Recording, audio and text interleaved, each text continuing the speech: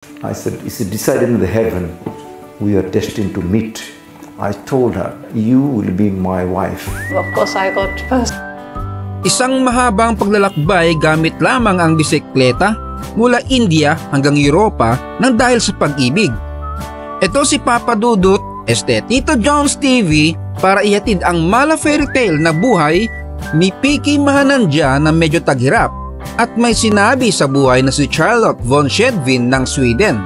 Si Picky Mahanandja ay baguhang sketch artist na gumagawa ng pangalan sa lugar nila. Lumaki siya sa isang nayon sa silangang estado ng Orissa sa India. Noong bata siya, madalas siyang naharap sa diskriminasyon mula sa mga nakakaangat na kapwa estudyante noon. Kaya kung napapansin siya ng kanyang ina na malungkot, ay sinasabihan siya ng kanyang ina na ayon sa kanyang horoscope, balang araw ay magpapakasal siya sa isang babae na ang zodiac sign ay Taurus, manggagaling sa isang malayong lupain, musikero at nagmamay-ari ng isang kagubatan. Kwentong kutsero lang pero magkakatotoo. Umpisan na natin to. Taong 1975, isang gabi na taglamig sa India ay bumisita sa New Delhi si Charlotte bilang turista. At napadaan nga siya sa pwesto ni Mahanandja at naisipang magpaguhit ng kanyang larawan. Pagkakita sa kanya ni Mahanandja ay parang natuklaw ng anaconda na mangatal-ngatal sa kakaibang nadarama. Habang iginuguhit ni Mahanandja ang larawan ni Charlotte na may kasamang panginginig na ala Leonardo DiCaprio ng Titanic, na alala ni Mahanandja ang mga hula ng kanyang ina. Kaya naman nag-alaboy abunda na tinanong niya ang turistang si Charlotte kung ito ay musikero. Swerte namang mala Christopher Mindy nakipagmarites itong si Charlotte at sumagot siya na siya nga ay musikero at isang music teacher. Medyo kinalabutan si Mahanandja sa narinig na parang namumuro na bumingo. Sumunod na tanong niya ay kung siya ay nagmamay-ari ng isang kagubatan, gaya ng hula ng kanyang ina. Sinagot naman siya ni Charlotte na may pag-aari nga sila, pero hindi isang kagubatan kundi isang malawak na lupain na may lawa at ang zodiac sign nga nito ay isang Taurus. Lalong nagulantang si Mahanandja sa narinig dahil tumatama ang hula ng kanyang ina. Dito nga ay nasabi niya sa turistang si Charlotte na siya nga ang nakatadhana niyang mapapangasawa. Na ikinabigla ni Charlotte na parang grade 1 na natay sa school ang reaksyon. Nakaramdam agad ng pangamba si Mahanandja na baka magsumbong sa autoridad si Charlotte dahil sa nakita niyang namula na parang kamatis na binudbud sa ketchup ang muka. Smiling, she was very serious. She said, "What did you say?" And I had no courage left. Nagkapalagayan nga kaagad ng loob ang dalawa na para silang na magnet at tinamaan ng Indian pana ni Cupido. At di na nga nito pinakawalan pa, pinakilala na agad sa kanyang magulang ang nobyang Swedish. Mabilis pa kay The Flash ay nagpakasal ang dalawa sa tribal na tradisyon.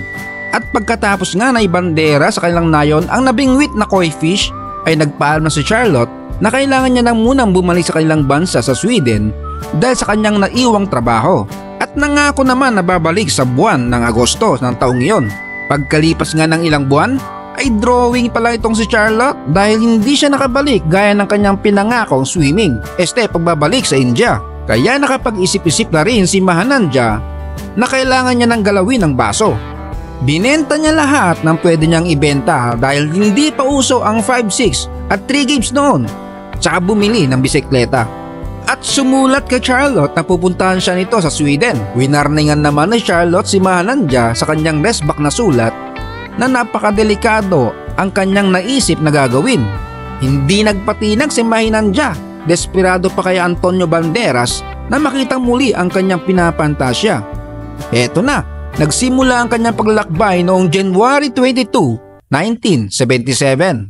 At nagbibisikleta siya ng halos 70 kilometers araw-araw. Nakasing saya ni Mr. Beans. At bilang isang magaling na sketch artist ay naging racket niya ito sa mga bansang dinadaanan niya para makasurvive. At may mga nagbigay din sa kanya ng pagkain at nagmagandang loob na patulugin din sa kanilang bahay. Munting trivia lang, noong 1970s ay hindi pa kailangan ng visa para makapasok sa iba't ibang bansa. At ang Afghanistan pa noon na dinadaanan niya ay tahimik pa at maganda. Wala pa yung buwisit na si Bin Laden. Ang salitang Hindi ay naintindihan na ng mga taga-Afghanistan. Ngunit nung nasa Iran na siya ay naging problema niya na ang komunikasyon Buti na lang matyaga pa ang mga tao nun at ine-entertain ang kagaya niyang paggalagala.